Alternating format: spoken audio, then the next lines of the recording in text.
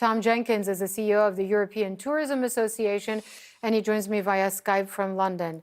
Thanks for being with us. First, what has the impact of Omicron been already on the travel industry?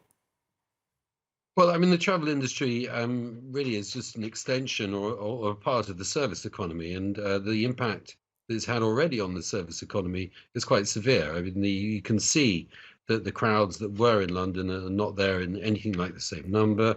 Um, the underground is not as crowded as it was. The shops are not as crowded as they were. So it's naturally having a big impact on travel. There's no doubt Yeah. about it. And the end of the hotel quarantine requirement for those 11 countries, what does that mean for the Christmas season?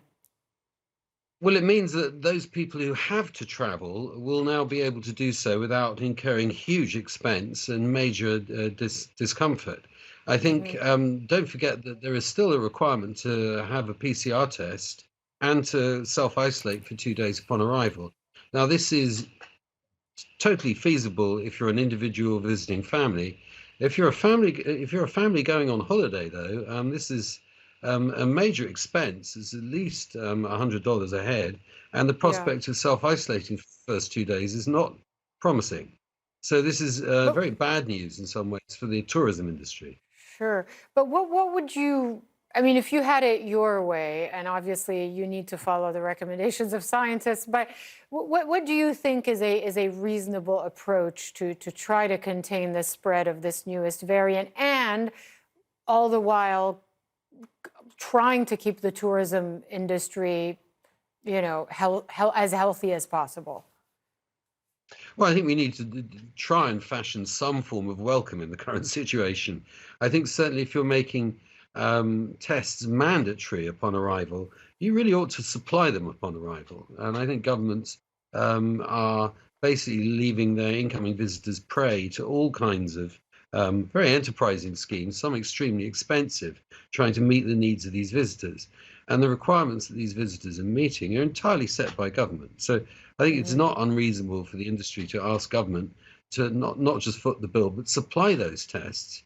And if they're really important, and the government, we assume, are doing it because it's really important. It's really important that the government watches these tests very carefully. At the Yeah. moment, we have little evidence that there is any really consistent follow-up on this. So the Uh-huh. suspicion amongst the travel industry is that this is more of a kind of Potemkin facade to allay public opinion. Now, public You mean opinion that is that important. Yeah. You mean Sorry. that people are asked to register some sort of reference number for a test and don't necessarily take it, or if they send it out, they don't necessarily report the result? There's all sorts of anecdotal evidence that there's considerable laxity in the enforcement of these areas. That doesn't mean to say people shouldn't do these tests.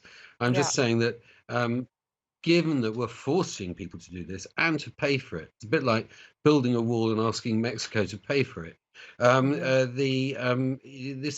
This is a pretty punitive sanction on people who you want to attract to your country to come and spend money, and these people are in very short supply even now. What do you, of all the countries in the world dealing with this pandemic, and we're all affected, which one do you think has got it right in terms of keeping its tourism industry afloat? That's very difficult to say. I think in general, if you look at the European bloc, and it is still a bloc, notwithstanding the fact that national governments rush to close borders occasionally, on the whole, Europe has done a pretty good job of maintaining intra-European traffic.